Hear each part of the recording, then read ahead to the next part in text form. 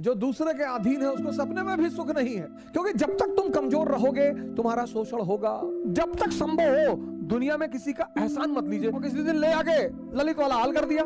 शेर जब उसकी आवाज सुनता है तो शेल्टर मांगने लगता, भागने लगता। किसी से अगर 1 रुपये खा रहे हैं तो उसे 2 रुपये खिलाइए। और लड़कों को तो कोई हक नहीं है अपनी। अब दुनिया में जब भी आप किसी के सहारे जीते हैं, किसी का मत खाइए सर। किसी से अगर 1 रुपये खा रहे हैं तो उसे 2 रुपये खिलाइए, और अगर नहीं खा सकते हैं तो किसी का खाइए भी मत।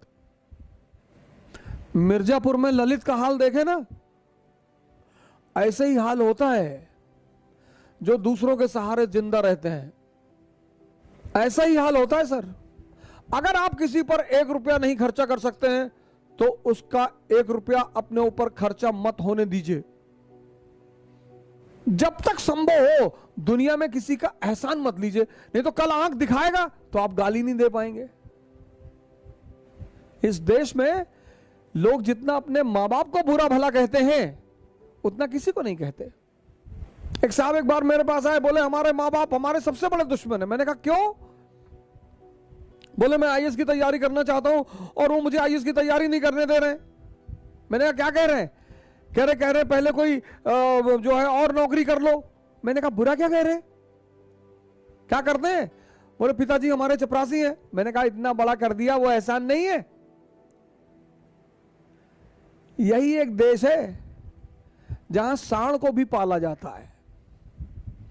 30-30 साल के लोग मां बाप से खर्चा लेते हैं,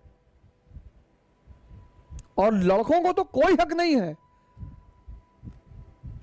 30 साल उम्र हो गई, पापा पैसा भेज रहे तैयारी करने के लिए। इनको बांध के मॉरिशस भेजो, साउथ अफ्रीका भेजो, इनसे बंधुआ मजदूरी कराओ। 30 साल, हद से हद 25 साल।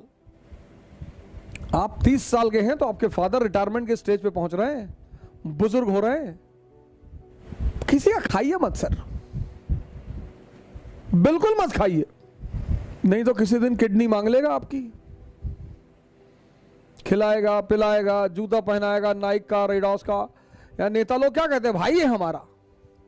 नेता के साथ जो 2-4 लोग टहलते हैं, कभी नेताजी से पूछे कि नेताजी ये कौन है? अरे हमारे भाई की तरह है। और किसी दिन ले आके ललित वाला हाल कर दिया।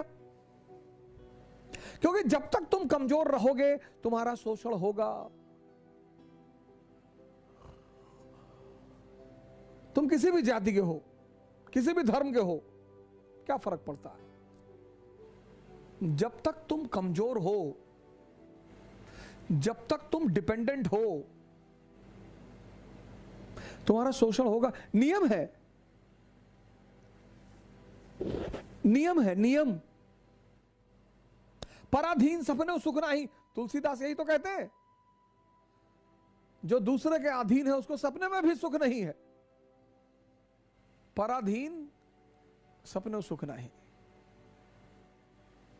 एक पक्षी है रैवन, वो बाज के कंधे पे जाके बैठ जाता है, और बाज शाहीन, पक्षियों का राजा है शाहीन, शेर के मुंह से गोश्त निकाल लेता है। शेर जब उसकी आवाज सुनता है तो शेल्टर मांगने लगता है, भागने लगता है। उसके कंधे पे जाके रैवन नाम का पक्षी बैठ जाता है। तो पता है बाज क्या करता है? अपनी उड़ान बढ़ाने लगता है, उड़ान। और जैसे जैसे उसकी ऊंचाई बढ़ती रहती है ऑक्सीजन लेवल कम हो जाता है, रैवन को भागना पड़ता है। अपनी ऊंचाई बढ़ाओ, इतनी बढ़ाओ कि जितने लोग तुम्हें दबाना चाहते हैं उनका दम घुटने लगे, वो खुद ही भाग जाएं। अपनी सारी ताकत अपने में लगाओ और अपनी ऊंचाई को इतना बढ़ाओ कि तुम्हारे जितने अगल बगल लोग भगवान के आशीर्वाद स्वरूप तुम्हारे पीछे पड़े हैं उनका दम घुटने लगे। जय हिंद।